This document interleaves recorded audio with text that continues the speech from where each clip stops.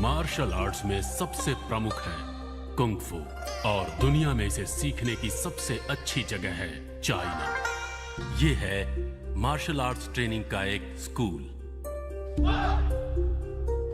इस तरह के सभी स्कूलों में सर्वोत्तम है शाओलिन टेम्पल। ये बौद्ध धर्म का मंदिर होने के साथ साथ सेल्फ डिफेंस यानी आत्मरक्षा प्रशिक्षण का केंद्र भी है। जिसने इन्हें इस कला को सिखाया और शाओलिन टेम्पल को बनाया, जो इनकी नजर में आज भी भगवान है, वो हैं पल्लव महाराज के तीसरे राजकुमार बोधिधर्मन, एक भारतीय।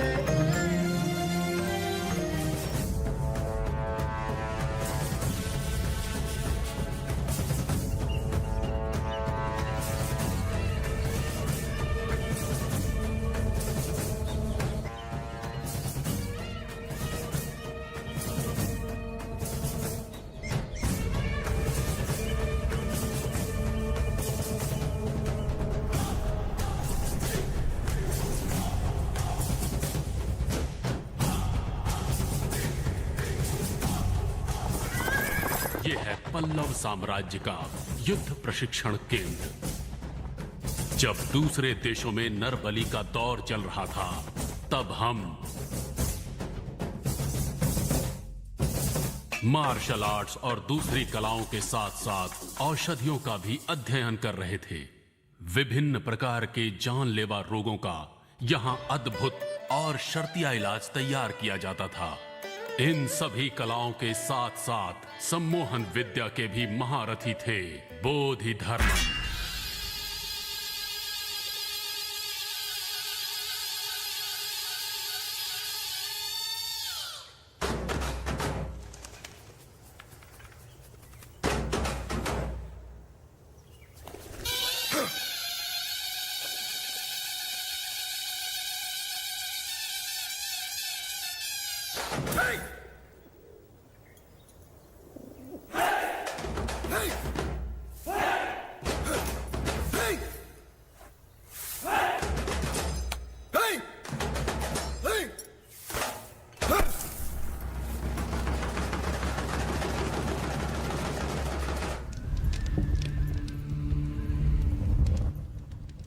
मार्शल आर्ट्स में महारत के साथ साथ ये पंच तत्वों को भी अपने वश में कर सकते थे।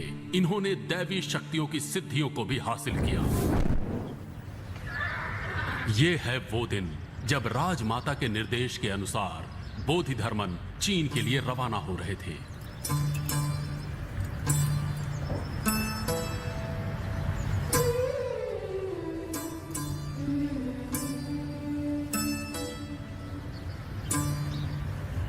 अगर राजमाता ने यह निर्णय ले ही लिया है कि मुझे चीन जाना चाहिए, तो अवश्य ये मुझे किसी भले काम के लिए भेज रही हैं। अनुमति देने के लिए धन्यवाद। ये मेरा लिखा हुआ अभिलेख है। उचित समय पर इसका उपयोग होगा। मुझे आशीर्वाद दीजिए।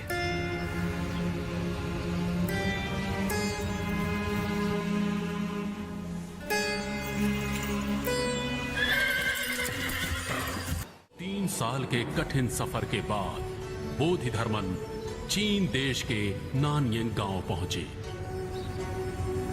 इस गांव के ज्योतिषियों की भविष्यवाणी के अनुसार यहां बहुत बड़ा संकट आने वाला है।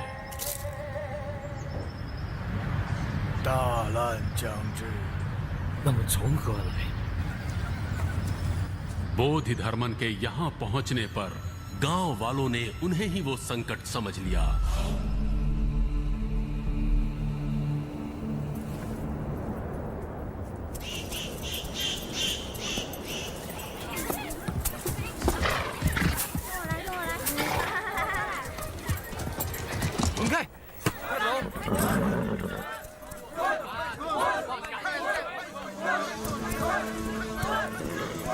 उनके वहां से जाने पर गांव वालों को लगा कि संकट चला गया, लेकिन संकट तो अभी आने वाला था। एक जानलेवा महामारी के रूप में जिसने किसी को नहीं बख्शना था।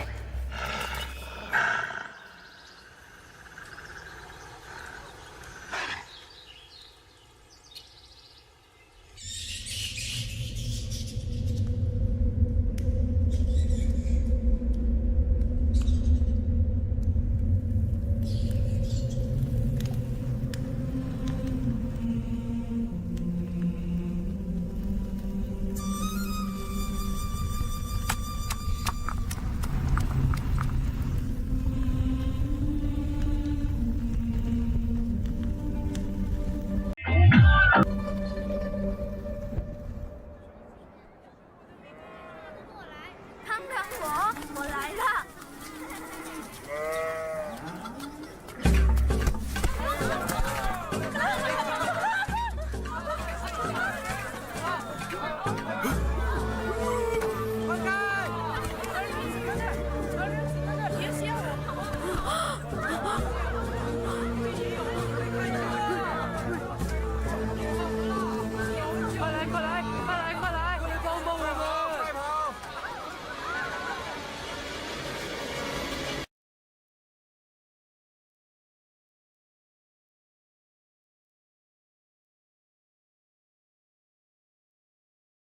बीमारी से बचने के बाद उस गांव में एक और संकट आ गया। वो मनुष्य के रूप में हैवान था।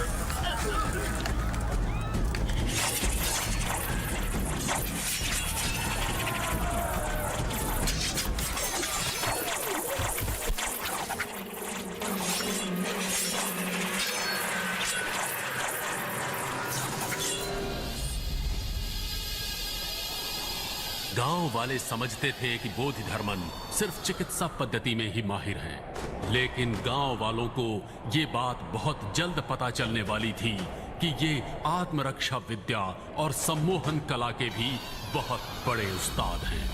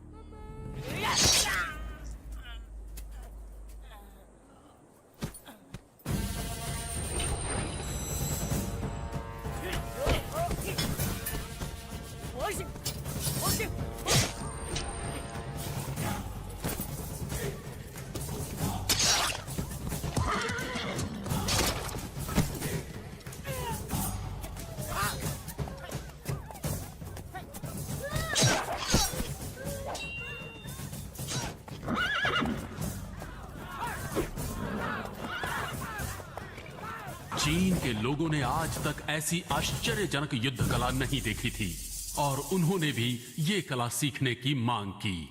达摩，请你教我们武术，我们也是要学。谢谢，谢谢。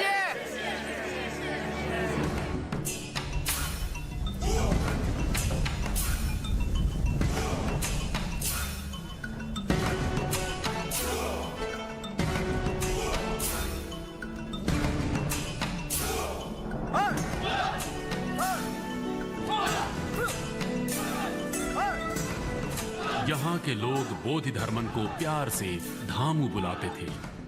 वो उस गांव में रहकर अपनी कला सिखाने लगे। कई वर्षों बाद जब उन्होंने अपने वतन वापस जाने की इच्छा जताई, तब ज्योतिषियों ने उनके जाने के बाद फिर से संकट आने की भविष्यवाणी की। अगर इस संकट से बचना है तो बोधि धर्मन को यहीं रोकना होगा, किसी भी हाल में, जिंदा या मुर्दा। गांव वालों ने उन्हें रोकने के लिए उनके खाने में जहर मिला दिया, लेकिन बोधि धर्मन ये बात भली भांति जानते थे।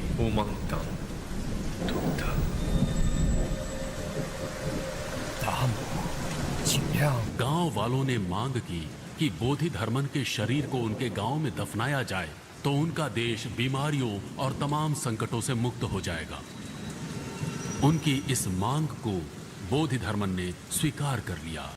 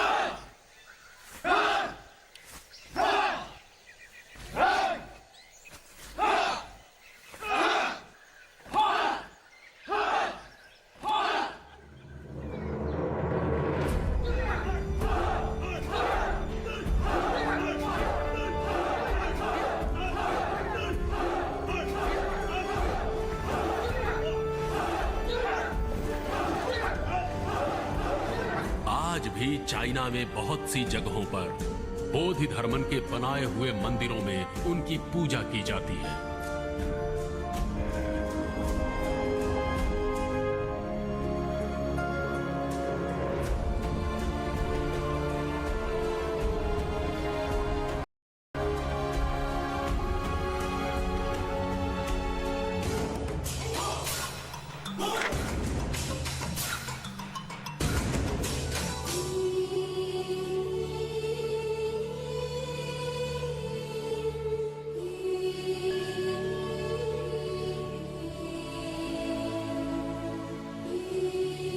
चाइना, जापान, थाईलैंड और कई देशों में मंदिर बनाकर एक भारतीय को पूजा जाता है, लेकिन हम में से कितने लोग इन्हें जानते हैं?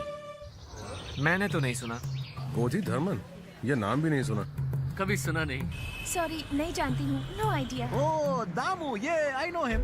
Kung Fu master, right? I love him. Yes, I know Bodhi Daman. He's son of king in South India. नहीं पता।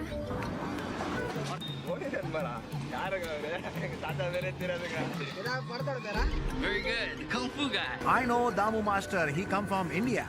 बोधि धर्मन, ये नाम ही मैं पहली बार सुन रही हूँ। सॉरी, मुझे नहीं मालूम। हमारे देश से गई हुई और भूली हुई इस कला को कोई हमारे ही विरुद्ध इस्तेमाल करेगा तो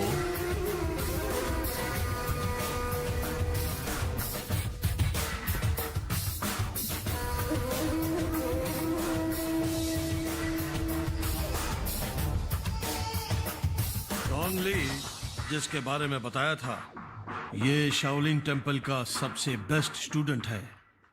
मिस्टर डोंगली, ये हमारे देश के चीफ साइंटिस्ट हैं। करीब 36 साइंटिस्ट ने 8 साल की मेहनत के बाद एक असाइनमेंट क्रिएट की है जिसका नाम है ऑपरेशन रेड। ये ऑपरेशन रेड इंडिया के खिलाफ है। अगर हम कामयाब हो जाते हैं तो 3 सालों में हम जो भी कहेंगे वही बन जाएगा लॉ इंडिया में। इंटरेस्टिंग। लेकिन एक लड़की की रिसर्च हम सब के लिए खतरा बन चुकी है। अगर उसकी रिसर्च कामयाब हो जाती है तो हमारा ऑपरेशन रेड किसी काम का नहीं रहेगा। इसलिए तुम इंडिया जाओगे, वहां उस लड़की को मारोगे और वापस आओगे। यह है तुम्हारी असाइनमेंट।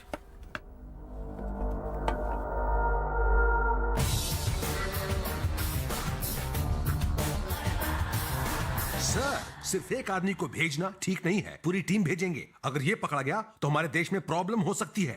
इसे कोई नहीं पकड़ सकता। इतना ओवर कॉन्फिडेंट होना ठीक नहीं। मुझे इस पर भरोसा नहीं है। वहां वो गार्ड दिखाई दे रहा है। जनरल, क्या वो एक काबिल सोल्जर है? जी। क्या वो अपने देश के लिए जान दे सकता है? बिल्कुल।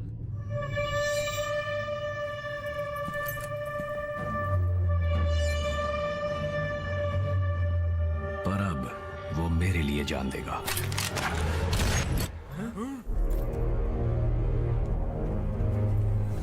क्या आप ठीक है सर?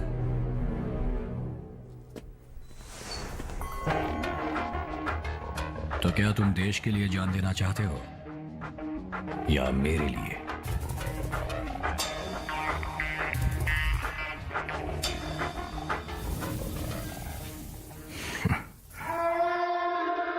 मैं बस एक बात जानना चाहता हूं, ऑपरेशन रेड है क्या? डोंगली, तुम ही इसे शुरू करने वाले हो। जब तुम इंडिया पहुंच जाओगे अपने आप समझ जाओगे। तो मुझे इंडिया कब जाना है? आज ही।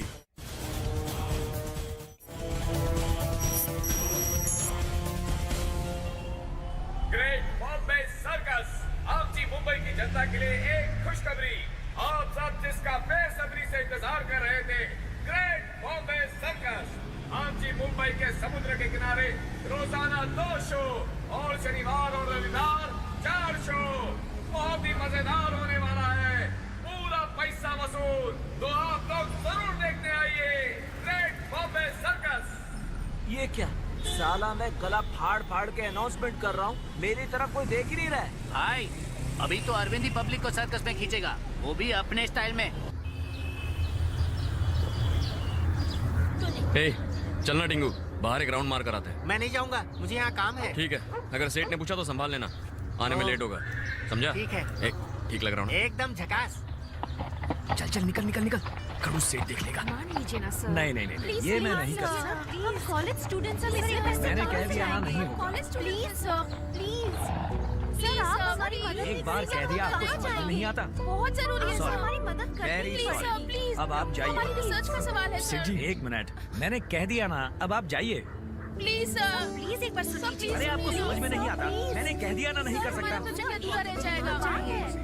अरे अरविंद, ओए, अब तुम ही इन लड़कियों को समझाओ। सर प्लीज सुनिए तो सही। सब एक साथ बोल रहे हो तो समझ में नहीं आ रहा, कोई एक बोलिए ना।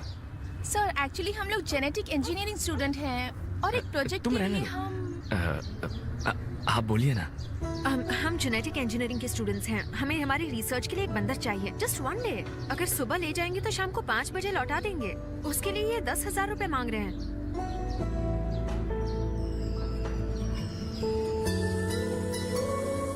डिपार्टमेंट ने हमें सिर्फ 1,000 रुपए सैंक्शन किए हैं। हम स्टूडेंट्स हैं। हाँ? और उसे कुछ हो गया तो? हाँ, उसे कुछ हो गया तो वो हमारे सर्कस का स्टार है। कुछ नहीं होगा, चाहिए तो आप हमारे साथ चलिए। पूरा दिन हमारे साथ रहिए, शाम को बंदर के साथ वापस आ जाइए। ओके? बस एक दिन रहूंगा, अगर बंदर भाग गया तो सेठ जी छोड़ेंगे नहीं ना। ठीक है सेठ जी, मैं जाता हूँ, इनके साथ स्टूडेंट्स है ना, इनकी हेल्प हो जाएगी। हो जाएगा, इन लड़कियों से पैसे ऐंठने। क्या सेठ जी कचरा कर रहे हैं, मुझे कुछ नहीं चाहिए। बंदर के लिए 1100 दे दीजिएगा। 1100 ले लीजिए। हाँ सेठ जी, ठीक है तो सेठ जी मैं चलता हूँ। नहीं नहीं नहीं नहीं, ये चाहिए तो ले जाओ, फ्री में। लेकिन बंदर सर्कस छोड़कर कहीं नहीं जाएगा। ठीक है, आपकी मर्जी, चलो चलते हैं। अरे सेठ जी, ये लोग जा रहे हैं। सेठ जी जा रहे हैं, ये लोग। रोको इन्हें, जाओ और अपना काम कर। 1000 रुपए में मान जाओ ना सेठ जी। अब आप चाहे तो 50 रुपए मेरी पगार से काट लीजिए। आप डन कर दीजिए लोगों को। वो चली जाएगी सेठ जी, वो जा रही है, देखिए। मैं ओके बोल देता हूँ। सेठ जी ओके, ओके हो गया। ये मान गए। जाइए। अरे रुकिए, नहीं मानने वाला, जाइए। सेठ जी। जाओ चल निकम्मे, तू भी जाकर अब अपना काम कर।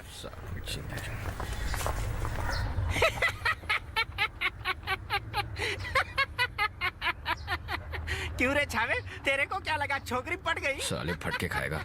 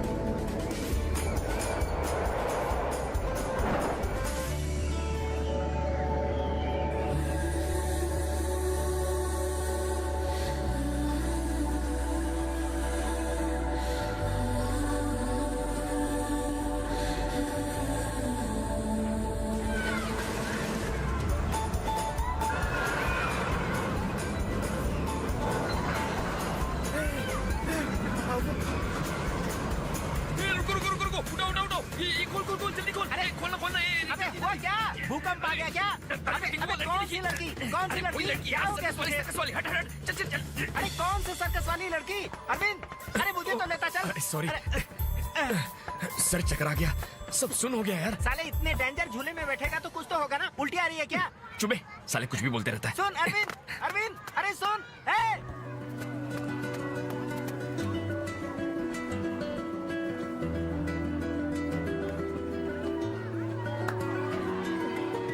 अरविंद रुकना। कुछ नहीं छुआ। मुझे भी साथ लेके चल।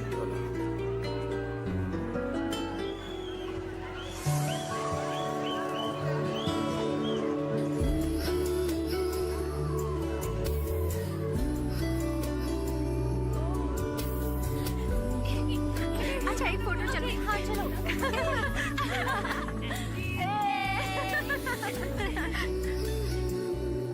राइड्स बहुत अच्छे लगे मुझे, तुम्हें कैसे लगे? या इट्स नाइस।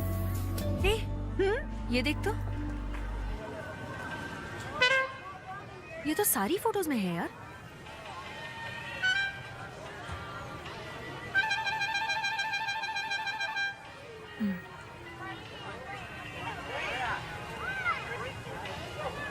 सुधा।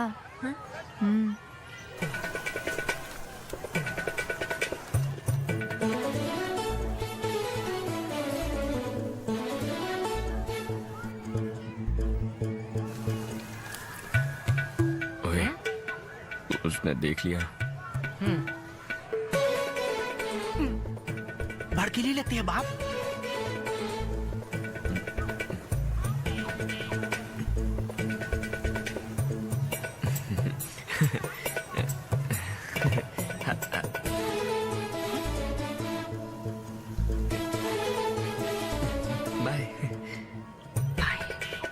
आइला, चल रे कल्टी मार। कहाँ गया?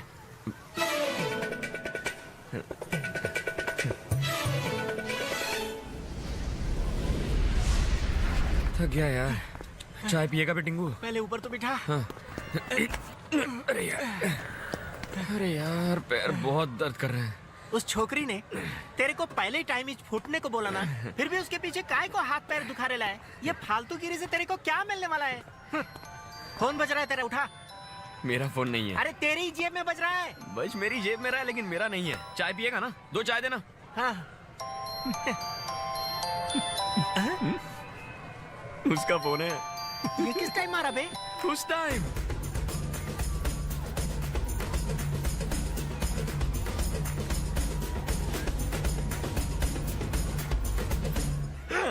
तू तो बाप निकला रे।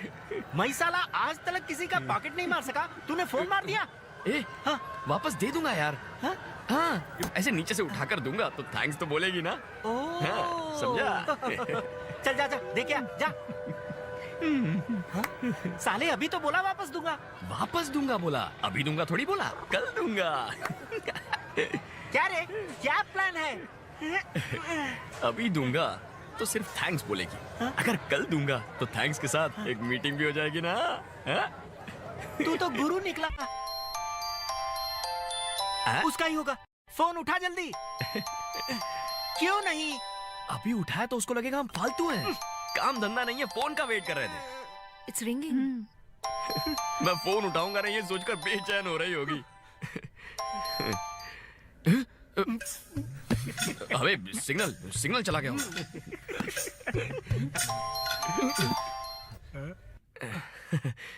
हेलो हेलो, मेरा नाम सुधा है। या आपके पास जो फोन है वो मेरा है, आज मुझसे खो गया था। ओके ओके, उसमें बहुत सारी इम्पोर्टेंट डिटेल्स हैं। डोंट वरी, मेरे पास ही है। आप कहाँ हैं बताएंगे तो मैं खुद आकर ले लेती हूँ। अरे आप वक्त और जगह बताइए, मैं खुद आ जाऊंगा। Tomorrow morning 10 o'clock, Ampa Skywalk. Morning 10 o'clock, Ampa Skywalk. Okay, thank you so much, so kind of you. अरे कोई बात नहीं, मुझे मिला तो आप सो काइंड ऑफ यू कह रही हैं। किसी और को मिलता तो वापस थोड़ी देता। क्या ऐसे ही फोन केयरलेसली रखते हैं? नहीं सर, मैंने उसे बहुत केयरफुली रखा था, लेकिन अचानक वहाँ एक सर्कस वाला आ गया था। वहाँ खींची हर फोटो में वो पीछे खड़ा था। फॉलो कर रहा था या इत्तेफाक था समझ में नहीं आया। उसी कंफ्यूजन में फोन छूट गया। मैं कल फोन दे दूंगा ना, तब बात करते हैं आराम से। हाँ, अभी मैं अपना नंबर भेजता हूँ, आप नाम सेव कर लीजिए। I am mister Arvind. Okay mister Arvind, ये मेरी फ्रेंड का नंबर है, इसी नंबर से मैं फोन करूंगी आपको। ओके, मेरा फोन संभाल के रखिएगा। तो भाई तेरी सेटिंग हो गई। क्या प्लान बना के तूने फोन मारा? अब लव की भी कुछ ऐसी सेटिंग कर डाल रही हो।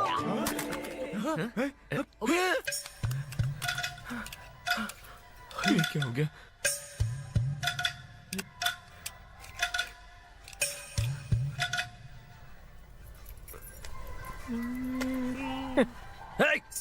साले ये मेरा प्लान था।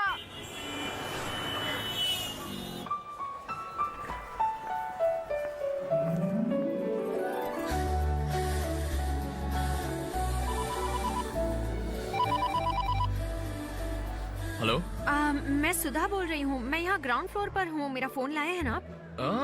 लाया हूँ ना। वहाँ एक मिकी माउस खड़ा है, दिख रहा है? हाँ दिखा। उसके पास जाकर अपने नाम का पहला लेटर बोलो। क्यों? फोन नहीं चाहिए क्या? ओके।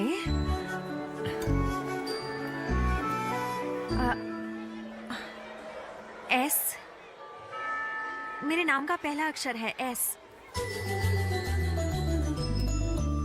हाँ?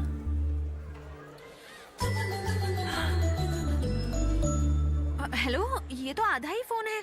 हाँ, तुम्हें 4th फ्लोर की फ्लावर शॉप पता है? हाँ पता है। हाँ, वहाँ जाकर अपने नाम का सेकंड लेटर बोलना। Excuse me. जी, मेरे नाम का सेकंड लेटर है यू। हाँ, ये आपके लिए और ये भी। सामने KFC दिख रहा है? हाँ। क्या वहाँ लास्ट टेबल पर एक आदमी ग्रे टी शर्ट पहनकर फोन पर बातें कर रहा है? हाँ हाँ। क्या आप उसे जानती हैं? मैं उसे कैसे जान सकती हूँ? आप उसी से तो बात कर रही हैं। लेकिन मैं तो आपसे बात कर रही हूँ, पर वो। हाय, आ जाओ, सिट। ये बच्चा कुछ सॉरी, मेरे फोन की वजह से आपको तकलीफ हुई। नहीं, उसमें कौन सी बड़ी बात है। Please, nice dress. उस दिन की सारी फोटोज में आप थे, इसलिए थोड़ा सा डाउट हो गया था। सॉरी। नहीं, आजकल के जमाने में होशियार रहना पड़ता है। You have to be. So anyway, I am Sudha Chaturvedi. मैं अरविंद। देखिए, फोन ऑन करते ही कोई कॉल आ गया। हेलो। हाँ, मैं अभी एक दोस्त के साथ हूँ। मैं तुम्हें 45 मिनट्स में फोन करती हूँ। ओके? हाँ। क्या आज वेंसडे है? What time? ओके, मैं भी आती हूँ। अरविंद नहीं तुम्हें नहीं Arvind have to go I am so sorry it's extremely urgent I completely forgot thank you हाँ बोलो I know it's my mistake but you should have reminded me please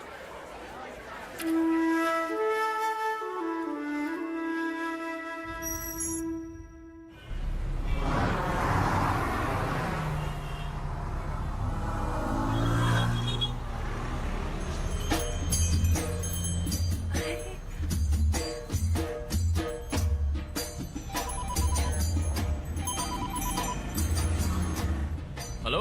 hello मैं सुधा बोल रही हूँ हाँ अरे कैसी हैं आप? ये क्या आप हाथी पर क्यों बैठे हैं आप है कहाँ? आपने कैसे देख लिया? आपके ऊपर आपको एक ब्रिज दिख रहा है हाँ उसी ब्रिज से थोड़े दूर पर एक बस स्टॉप है हाँ बस स्टॉप तो दिख रहा है। वहाँ एक लड़की ब्लैक ड्रेस और रेड दुपट्टा पहनकर फोन पर बात कर रही है दिखाई दिया हाँ अब दिख गई। वो फोन पर किससे बात कर रही है पता है मुझसे बात कर रही है तो वो आप हैं। रुक जा हाय हाय कैसी हैं आप? मैं ठीक हूँ सॉरी उस दिन मैं आपसे ठीक से बात नहीं कर पाई लेट हो गई थी ना अरे उस दिन की बात छोड़िए आज बात करते हैं। आप कहाँ जा रही हैं? एक फ्रेंड के घर जा रही हूँ आइए मैं आपको ड्रॉप कर देता हूँ आइए। हाँ हाथी पर नहीं मुझे नहीं आना मुझे डर लगता है आपको हाथी तो पसंद है ना? हाँ पसंद बहुत है छोटी थी तब से तो फिर क्या प्रॉब्लम है आइए ना आइए। नहीं सब लोग देखेंगे अरे उनकी मुझे टेंशन अजीब छोड़िए लगेगा मैं हूं ना आपके साथ आ जाइए आइए। हाँ पैर रखिए बिल्कुल ठीक हाथ दीजिए चढ़ जाओ बैठ जाओ आराम से कोई टेंशन नहीं ओके है ना? हाँ। चुपता है मैडम ये हाथी है सोफा कम बेड नहीं इतना तो चुभेगा ही ना आप टेंशन मत लो। ओके आप कहाँ जा रहे हैं वो लक्ष्मी की तबीयत खराब है ना इसलिए हॉस्पिटल जा रहा हूँ। ओह तो लक्ष्मी पीछे गाड़ी में आ रही है अरे लक्ष्मी ये हथनी है इसकी तबीयत खराब है इसलिए डॉक्टर के पास जा रहे हैं। ओह माय गॉड तो हम एक पेशेंट पर बैठे हैं तो क्या इसके साइज का स्ट्रेचर मंगवाऊं?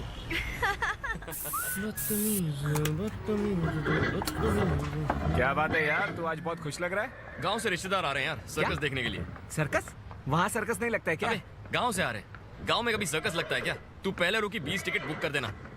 अरे अरविंद हाँ? तेरे घर वाले आ गए। अभी गए? हाँ हे चाचा कैसे अच्छा हूँ बेटा, कैसा है तू? सफर कैसा था? अच्छा, दादी को भी लेकर आ बेटा। गए। बेटा कैसी हो तुम? चाची ठीक हो? मैं ठीक हूँ बेटा और चाचा कहीं जाना तो नहीं है ना? फिलहाल तो कहीं नहीं यहीं तो रहेंगे। चलिए पहले सर्कस देख लेते नहीं हैं। मुझे नहीं देखना अपना घर ही एक सर्कस है इनको लेकर जाओ। देखिए चाची कितनी मोटी हो गई पहलवान जैसी लग रही चल है। हट नजर मत लगा मुझे गौरी पढ़ाई कर रही हो ना कौन सी क्लास में हो? 10वीं में 10वीं में। हमारी पूछे जा रहा है हाँ। तू कैसा है अरे दादी मैं ठीक हूँ काहे का ठीक ठीक अपनी हूँ। हालत फिक्र को मत। देख ए, कहाँ देख रहा तू? कुछ चलो, नहीं चले। घर से मैं मिठाई लाई हूँ लो घर से लाई हो?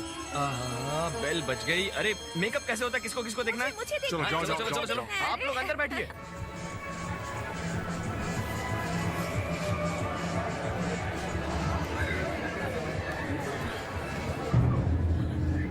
देखा आपने मिठाई खाए बिना ही चला गया और बच्चों को भी साथ लेके चला गया कम अरे से तो कम बाद एक में दिन- खा लेगा ना ऐसे ही परेशान हो। अरे सुनो तुम ही से कह रही हूँ सुनो सुनो अब इसको कौन दिख गया? हेलो हेलो मैडम आपको ये लोग बुला रहे हैं।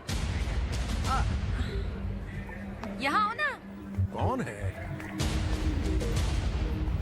कैसी हो तुम? आप कौन है? क्या हुआ हमें पहचाना नहीं? याद नहीं 1 आध साल पहले तुम हमारे गांव आई थी बोधि धर्मन करके सबसे पूछताछ कर रही थी। वो मैं नहीं थी। सुना जी ये क्या कह रही है आप ही इसे नहीं पहचानते?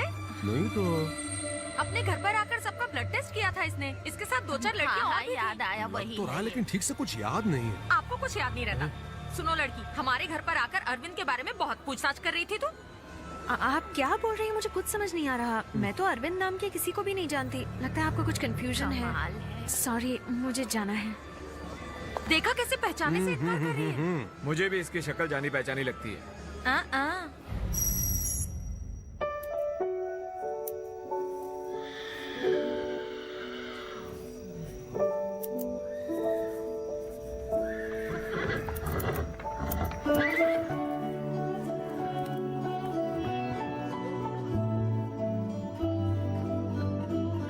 कल ये गिफ्ट देते ही वो जरूर मान जाएगी। आई लव यू लिख ही देता हूं। I love you.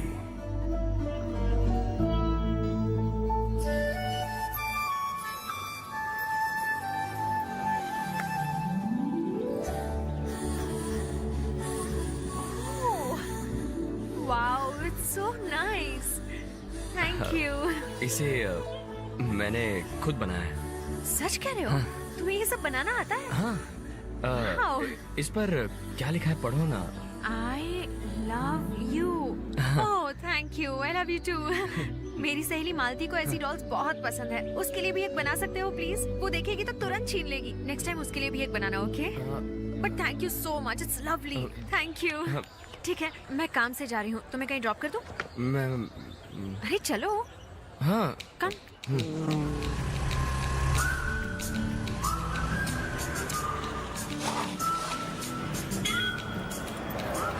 एक मिनट। हाँ,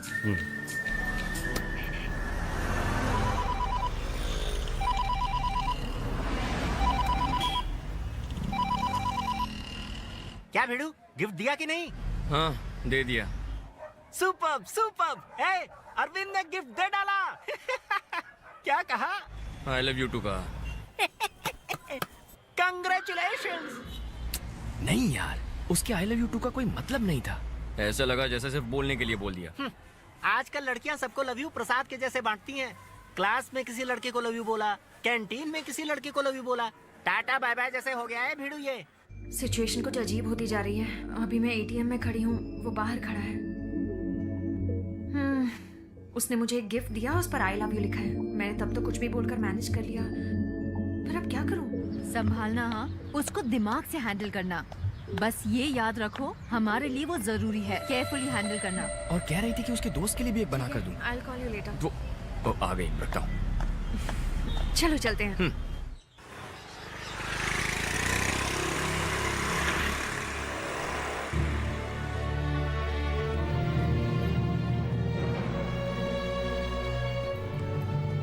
अरविंद 2 मिनट रुकना, मैं अंदर जाकर आती हूँ। हाँ, ठीक है।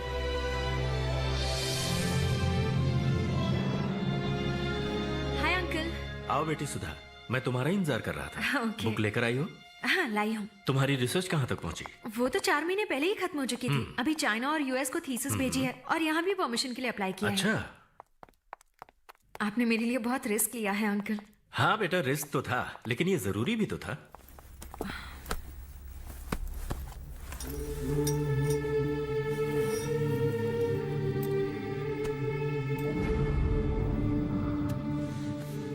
बुक आ गई, इतना काफी है, इसलिए कोई टेंशन मत लेना। ओके।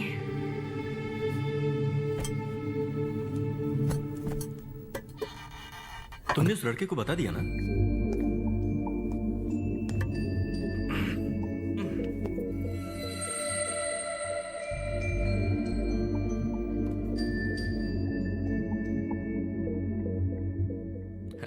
हाय।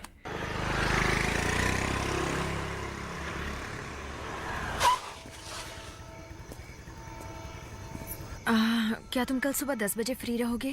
तुमसे कुछ बात करनी है।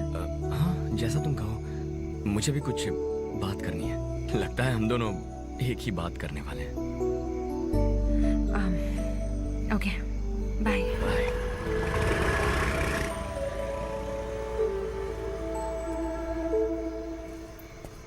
अरे चाचा। कौन थी वो लड़की? आपने देख लिया? मेरी दोस्त है। रुकिए, बुलाता हूँ। रुक जाओ। कब से जानते हो तुम उसको? यही कोई 2-2.5 महीने से। सिर्फ 2-2.5 महीने से? वो तुम्हें 1.5 साल से खोज रही है, जानते हो? नहीं नहीं, आप भी ना। एक रिसर्च के लिए उसे बंदर की जरूरत थी, तभी मुलाकात हुई थी। उसे बंदर की कोई जरूरत नहीं है, तुम्हारी जरूरत है। 1.5 साल पहले हमारे गांव में आकर बोधि धर्मन के वंश के कौन कौन है पूछकर हम सबका ब्लड टेस्ट किया था। बोधि धर्मन और तुम्हारी फोटो को एक साथ रखकर तुम्हारा नाम क्या है, तुम कहाँ काम करते हो, ये सब पूछा था उसने। उसके बाद मैंने उसको दोबारा यहाँ देखा। हमें नहीं पहचानने का नाटक कर रही थी। वो बोली कि तुमको भी नहीं जानती। तुम्हारी चाची ने उसको पहचान लिया था और मुझे भी शक हुआ था। अभी देखा तो तुमको बाइक पर छोड़ कर गई।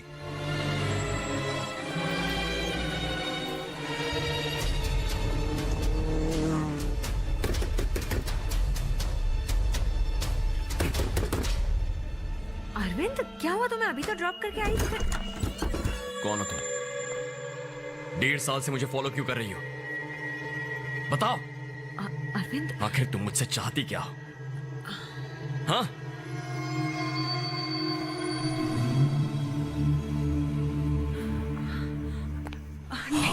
अरविंद, अरविंद प्लीज मेरी बात सुनो।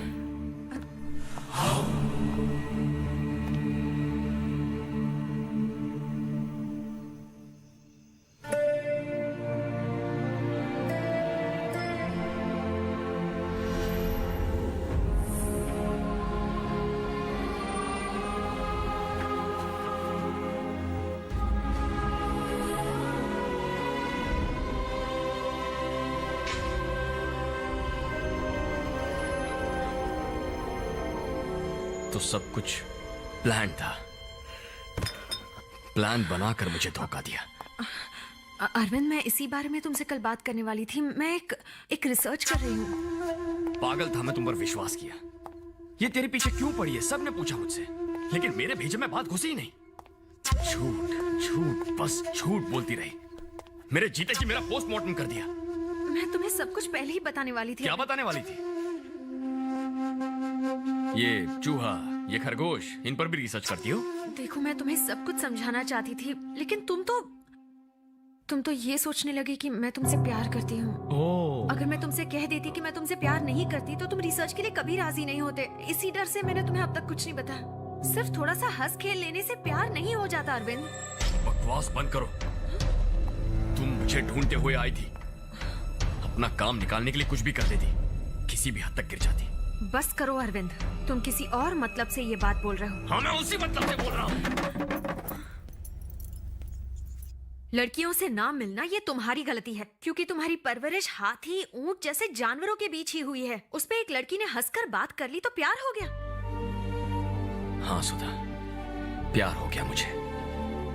माना कि मैं जानवरों के बीच रहा, पर उन्होंने कभी झूठ नहीं कहा, प्यार का नाटक नहीं किया जैसा तुमने किया। पता है तुम्हें, उन जानवरों से प्यार करना गलत नहीं था, पर तुमसे प्यार करके गलती कर दी, है ना? सही कहा। प्यार के अलावा तुम्हें पता भी क्या है? भाड़ में जाओ तुम और तुम्हारा प्यार।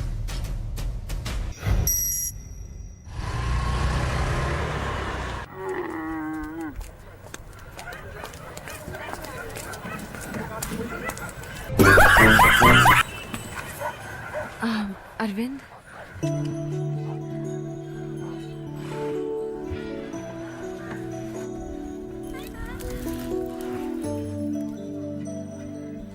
मेरा पीछा नहीं छोड़ोगी? नहीं छोड़ सकती। सुनिए, ये बहुत उदास है। जब से आपके घर से आया, इसे किसी चीज की होश ही नहीं है। 1 घंटे के लिए मेरे साथ चल सकते हो? हाँ, ऐसे ही प्यार में फंसाकर छोड़ दिया बेचारे को। हमारे अरविंद में क्या कमी है? बस अब चुप हो जाओ। प्लीज, सिर्फ 1 घंटे के लिए चलो मेरे साथ। ए अरविंद, तुझे जाना चाहिए। आप गाड़ी के पास जाइए, मैं इसे भेजता हूँ।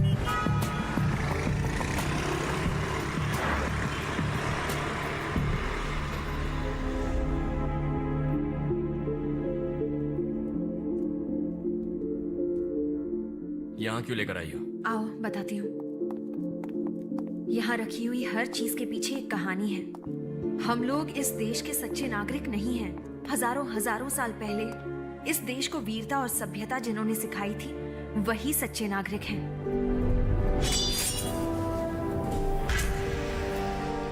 ये म्यूजियम नहीं है अरविंद, इस देश के सच्चे नागरिकों की समाधि है। अगर मैं कहूँ कि आज की मॉडर्न साइंस की विद्या से वो लोग 500 साल आगे थे तो तुम विश्वास करोगे? साइंटिस्ट ने स्पेस रिसर्च से ये बताया है कि 9 ग्रह हैं। वो टेलीस्कोप से देखकर बता रहे हैं। लेकिन हमारे इस देश में आज से हजारों साल पहले लोग मंदिरों में 9 ग्रहों की पूजा करते थे। कैसे? धरती का रेडियस 1500 साल पहले आर्यभट्ट ने कैसे बताया था? आज अगर बोलते हैं बारिश होगी तो धूप निकलती है, अगर कहते हैं धूप निकलेगी तो बारिश होती है। यही है मॉडर्न साइंस। लेकिन 20 साल बाद आने वाले अमावस्या और पूर्णिमा के बारे में हम घर बैठे बैठे आज ही बता देते हैं। वो कैसे? ये है हमारा साइंस। इस किताब को देखो।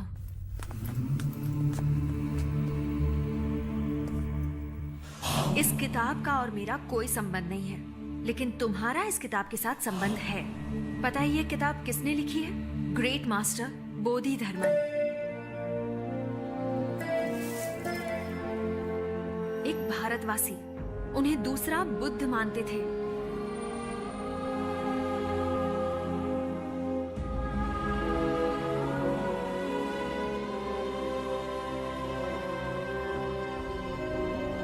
इस किताब में क्या है ये जानने से पहले तुम्हें कुछ और दिखाना है। रो मत बेटा, खाना खा लो। इन बच्चों को देखो, इन सबको कैंसर है। 7-8 साल के बच्चों को कैंसर हो गया। इनकी क्या गलती हो सकती है? इतनी सी उम्र में इन्होंने ऐसा कोई नशा भी नहीं किया कि इन्हें कैंसर हो जाए।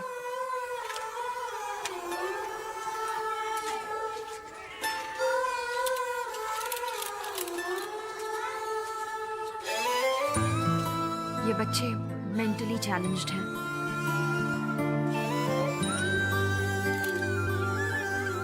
दूसरे सभी बच्चे खुशी से स्कूल जाते हैं, पर सिर्फ ये जीने के लिए संघर्ष कर रहे हैं। क्या वजह हो सकती है इसकी? जेनेटिक डिसऑर्डर, जो जन्म से ही होता है। एक इंसान का डीएनए ही उसकी बीमारी या उसकी काबिलियत दोनों तय करता है। हमारे शरीर के हर एक सेल में वो डीएनए होता है।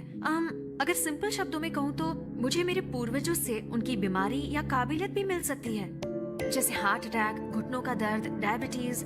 इन बच्चों को हुई ये खतरनाक बीमारी, इन सब का कारण खानदानी डीएनए हो सकता है। ऐसी बीमारी जो खानदानी है, इसका इलाज हम डीएनए से ठीक कर सकते हैं। यही मेरी रिसर्च है।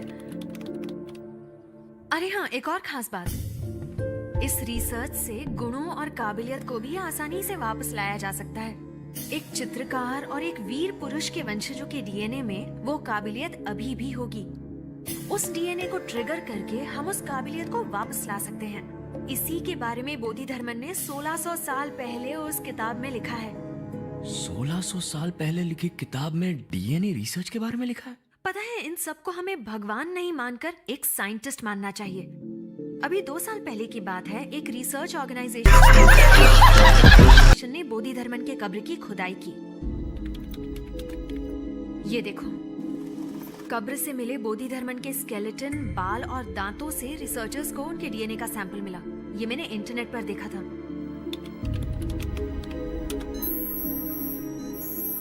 ये है बोधिधर्मन का डीएनए।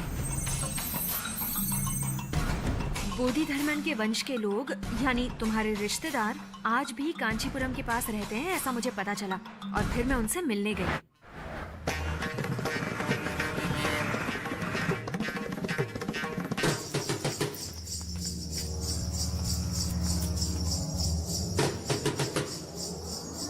बोधिधर्मन का डीएनए पैटर्न तुम्हारे किसी रिश्तेदार से मैच करेगा, ये सोचकर मैंने उन सब का ब्लड टेस्ट किया।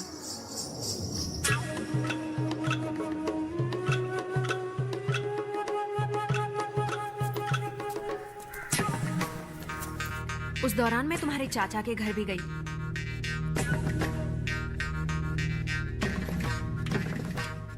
पर वहां कुछ देखकर मैं हैरान हो गई। दीवार पर लगी तुम्हारी फोटो बिल्कुल बोधिधर्मन जैसी लग रही थी।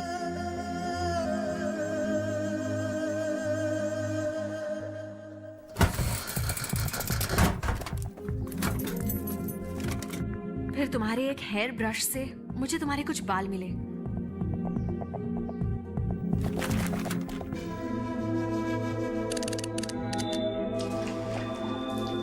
जैसा मैंने सोचा था, तुम्हारा डीएनए पैटर्न बोधिधर्मन के डीएनए पैटर्न से 83% मैच हो रहा था। बस तभी से मैं तुम्हें ढूंढने लगी।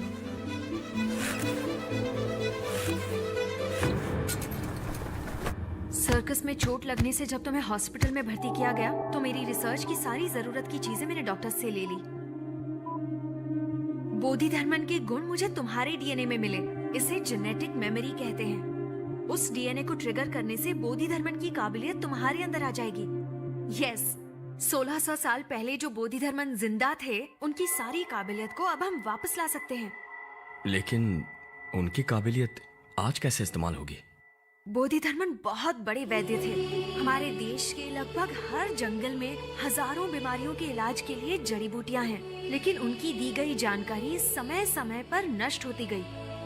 बोधिधर्मन को हर एक पत्ते का गुण और जड़ की पहचान थी। इस जानकारी से पूरे विश्व का फायदा होगा, पर यह सब मुमकिन हो सकता है अगर तुम राजी हो जाओ। मुझे क्या करना होगा?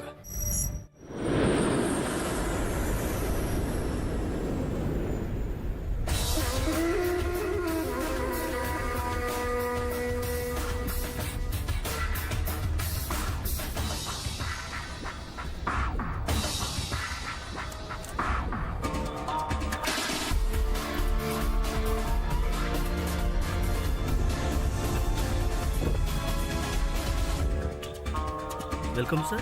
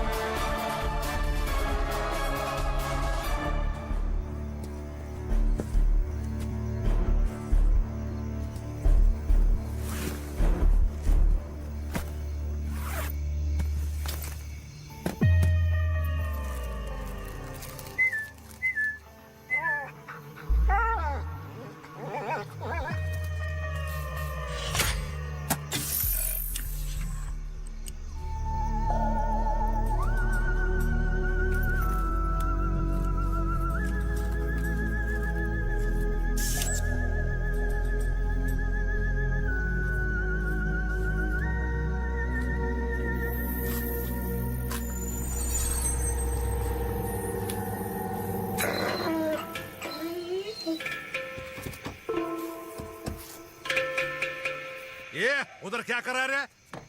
ये तुमको ही पूछता मैं।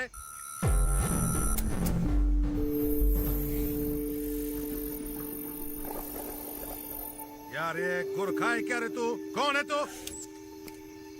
क्या करता रे इधर? चलो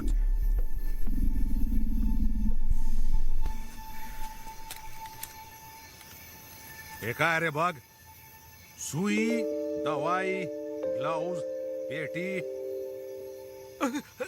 साहिब फक्त हड्डी दिसते. कौन रे तू?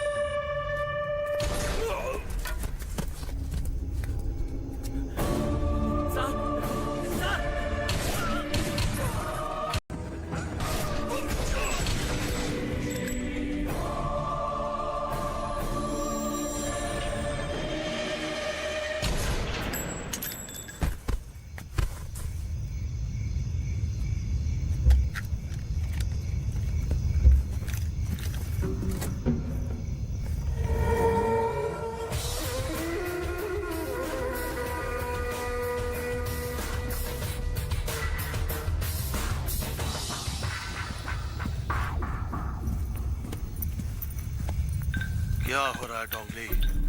ऑपरेशन रेड की सक्सेसफुल शुरुआत हो चुकी है. क्या कोई मरा? 9 पुलिस वाले. वो लड़की कब मरेगी? सुधा? उसे मैं कल मार दूंगा. बोधि धर्मन दोबारा जिंदा नहीं होना चाहिए. बोधि धर्मन का वजूद ही मिट जाएगा.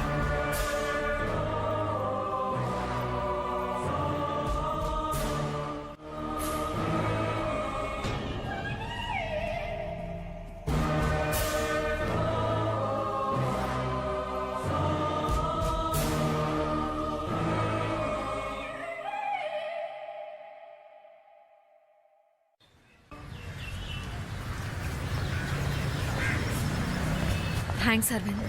थैंक्स किस लिए? तुम इस रिसर्च के लिए राजी हुई इसलिए. आज जो मीटिंग होने वाली है वो 3 साल से मेरा सपना है. तो तुम 3 साल से कोशिश कर रही? 3 साल पहले तो मैंने अपना रिसर्च वर्क स्टार्ट किया था. बहुत रेफरेंसेस जमा करके थियोरी भी कर चुकी हूँ. अमेरिका, चाइना और कनाडा में थीसिस भी भेजी थी, पर कहीं से कोई रिस्पांस नहीं आया. क्या तुम वो इंडिया में नहीं कर सकती? कर सकती हूँ, पर जिंदा इंसान की रिसर्च करने के लिए यहाँ की गवर्नमेंट की परमिशन चाहिए. इसलिए ये मीटिंग रखी है. आज सब बड़े साइंटिस्ट आए हैं, लेकिन मैं ही इस रिसर्च को डिटेल में एक्सप्लेन कर सकती हूँ. देखो, इस तरह के researches the American society of human genetics में कंडक्ट किए जाते हैं, क्योंकि ह्यूमन बीइंग्स पर रिसर्च कंडक्ट करने के लिए बहुत सारे लॉज इन्वॉल्व होते हैं. हाँ, थियोरेटिकली तुम्हारी रिसर्च बिल्कुल परफेक्ट है. Thank you. देखते हैं बाकी के साइंटिस्ट इस बारे में क्या सोचते हैं. ओके. ये प्रोफेसर रविंद्रनाथ त्यागी हैं. दुनिया के सभी साइंटिस्ट के साथ इनका कनेक्शन है. मुझे काफी इनकरेज करते हैं. तो आखिर में मैं यही कहूंगा कि मेरी डीएनए रिसर्च है इम्यूनिटी को डेवलप करना हेरिडिटरी डिजीजेस के खिलाफ. Thank you. Next, Sudha Chaturvedi. I am Sudha Chaturvedi. I'd like to thank everyone for this wonderful opportunity today. I'm pursuing genetic engineering. Even school kids conduct genetic researches nowadays. My research is based on genetic disorders and genetic memory. मैं भारत के विकास और खोज के बहुत सारे उदाहरण देना चाहती हूँ. इसलिए क्या मैं हिंदी में बात कर सकती हूँ? बहुत सारे लोगों के लिए दूसरे बुद्ध कहलाने वाले बोधि धर्मन 6th सेंचुरी में जीवित थे. आत्म सुरक्षा और चिकित्सा पद्धति दोनों में भी वो बहुत गुणवान थे. बोधि धर्मन के वंशजों के डीएनए की जांच करने पर अरविंद नाम के एक शख्स का डीएनए बोधि धर्मन के डीएनए से 83% मैच हुआ. इस जेनेटिक मेमोरी को एक्टिवेट करना ही मेरी रिसर्च है. तुम्हारी रिसर्च तो बहुत एडवांस है. अमेरिका ने इस पर अभी सोचना ही शुरू किया है. नहीं सर, बोधि धर्मन ने उस किताब में इसके बारे में बहुत कुछ लिखा है. हिंदी किताब पढ़ के जेनेटिक रिसर्च नहीं कर सकते हैं. वो किताब हिंदी में है, बस इसी कारण से उसे बेकार मानना क्या सही होगा सर? मिस्टर नेल्सन, ये तो आजकल का फैशन हो गया। जहाँ भी देखो बस हिंदी हिंदी ही बोलो। सुनिए, 800 साल पहले आई हुई इंग्लिश आपके लिए अहम हो सकती है, लेकिन मेरे लिए उससे पहले आई हुई हिंदी ही हमेशा अहम रहेगी। इस दुनिया में बंदर 10 लाख साल पहले आए थे और मनुष्य सिर्फ 2 लाख साल पहले। तो क्या अब बंदर मनुष्य से बड़ा हो गया? तुम्हारी हिंदी बंदर के जैसी है। हाँ, पुरानी तो है, लेकिन किसी काम की नहीं है।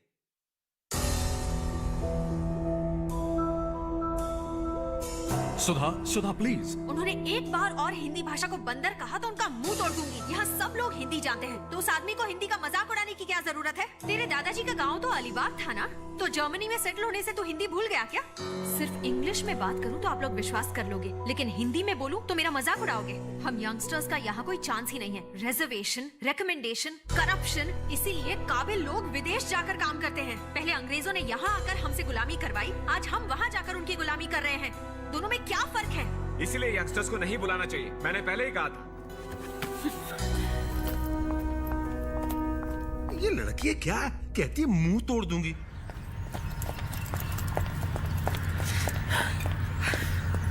क्या हुआ सुधा? इंडियन होने के कारण विदेश में इज्जत नहीं देते हैं, हिंदी बोलने के कारण इंडिया में इज्जत नहीं देते हैं। क्या कहा उन्होंने? वो लोग सुनने को ही तैयार नहीं है। एक्सक्यूज मी, आपका असाइनमेंट हमने कल ही पढ़ा। Really fantastic stuff. सक्सेस यकीनन मिलेगी, लेकिन यहाँ कुछ नहीं होने वाला। आप अमेरिका चले जाइए। सुनो, तुम्हारे कहने पर भी वो लोग नहीं मानेंगे क्या? सॉरी सर, हमने कुछ कहा तो वो हमारे मार्क्स काट लेंगे। मतलब ये हमारा नंबर है, अगर रिसर्च में किसी मदद की जरूरत हो प्लीज कॉल अस। तो अब हम क्या करेंगे? इनके सपोर्ट के बिना हम इंडिया में कुछ नहीं कर सकते हैं। सुधा चतुर्वेदी आप ही हैं? हाँ, मैं ही सुधा हूँ। आपसे कुछ पूछताछ करनी है। आप हमारे साथ पुलिस स्टेशन चलिए। पुलिस? क्या मैं भी चल सकता हूँ? आप भी चल सकते हैं, आइए।